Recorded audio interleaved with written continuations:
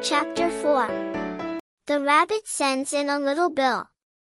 It was the White Rabbit, trotting slowly back again, and looking anxiously about as it went, as if it had lost something, and she heard it muttering to itself, "The Duchess! The Duchess! Oh my dear paws! Oh my fur and whiskers! She'll get me executed, as sure as ferrets are ferrets! Where can I have dropped them, I wonder?"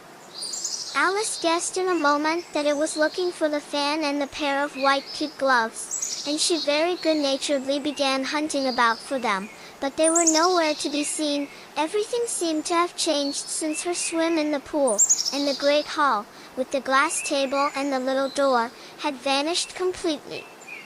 Very soon the rabbit noticed Alice, as she stood looking curiously about her, and called out to her in an angry tone, "Why, Marianne, what are you doing out here? Run home this moment, and fetch me a pair of gloves and a fan. Quick, now!"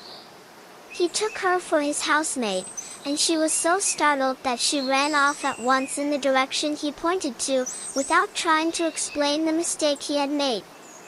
"He took me for his housemaid," she said to herself as she ran. "How surprised he'll be when he finds out who I am. But I'd better take him his fan and gloves, that is, if I can find them."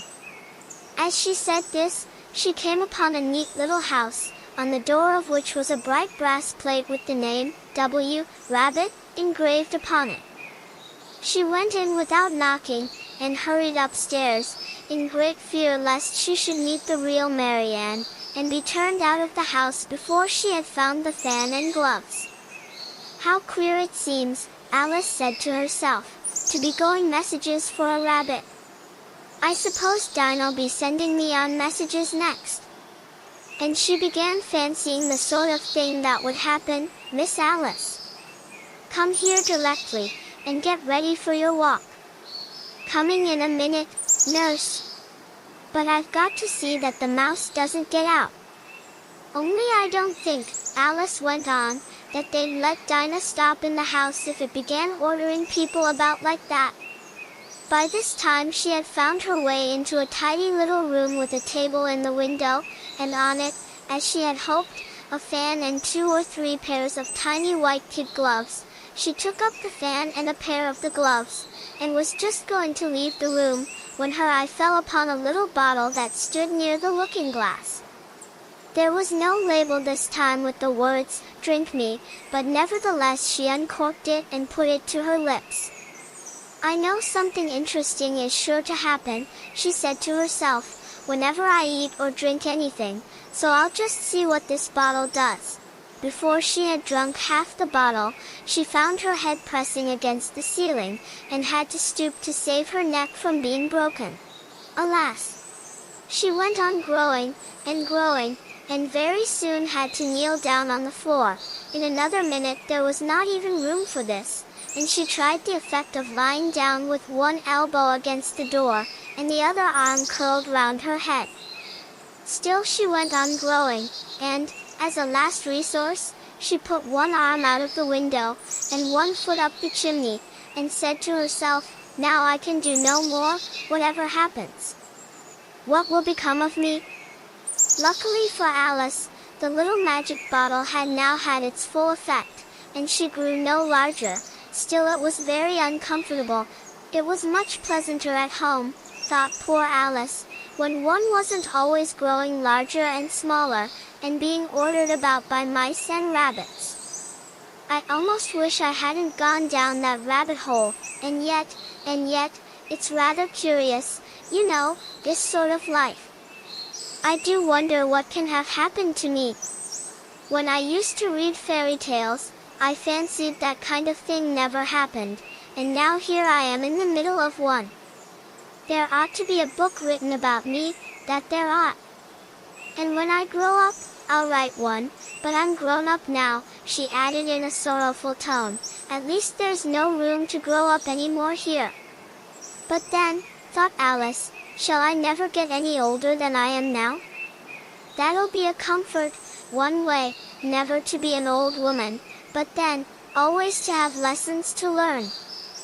But after a few minutes she heard a voice outside, and stopped to listen. "Mary Ann! Mary Ann," said the voice.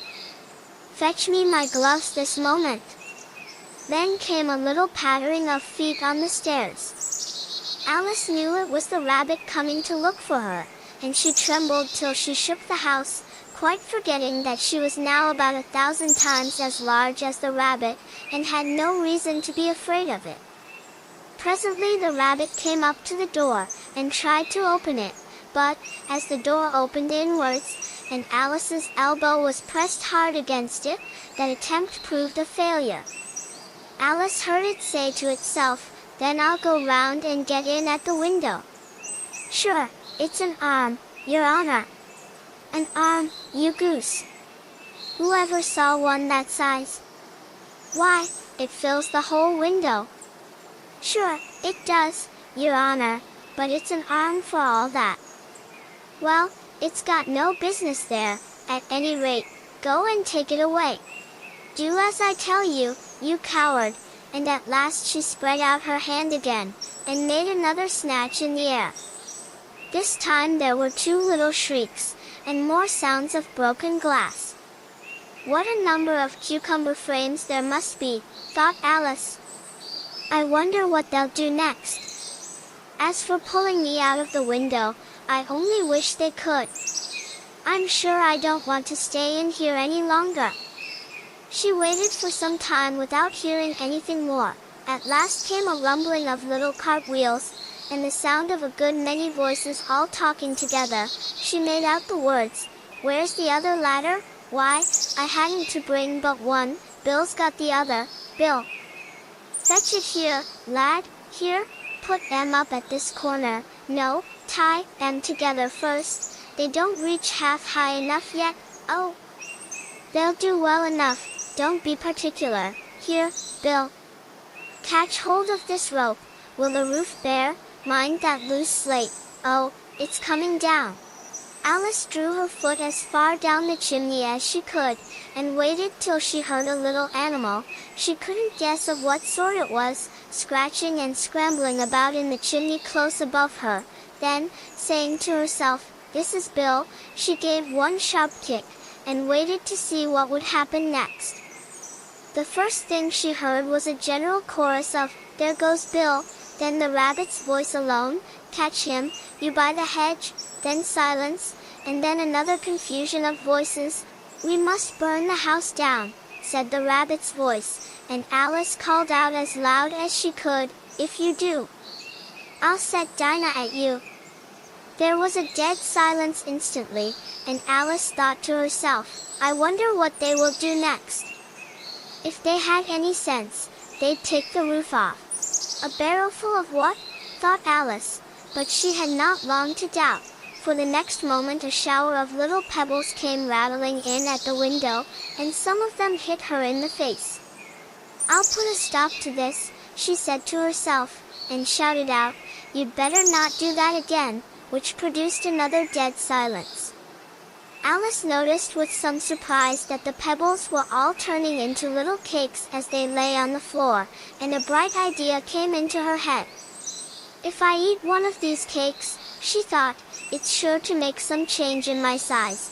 So she swallowed one of the cakes, and was delighted to find that she began shrinking directly. As soon as she was small enough to get through the door, she ran out of the house, and found quite a crowd of little animals and birds waiting outside. The poor little lizard, Bill, was in the middle, being held up by 2 guinea pigs, who were giving it something out of a bottle. They all made a rush at Alice the moment she appeared, but she ran off as hard as she could, and soon found herself safe in a thick wood. "The first thing I've got to do," said Alice to herself, as she wandered about in the wood, "is to grow to my right size again, and the second thing is to find my way into that lovely garden." It sounded like an excellent plan, no? Please like, share and subscribe. Next. Chapter 5. Advice from a Caterpillar.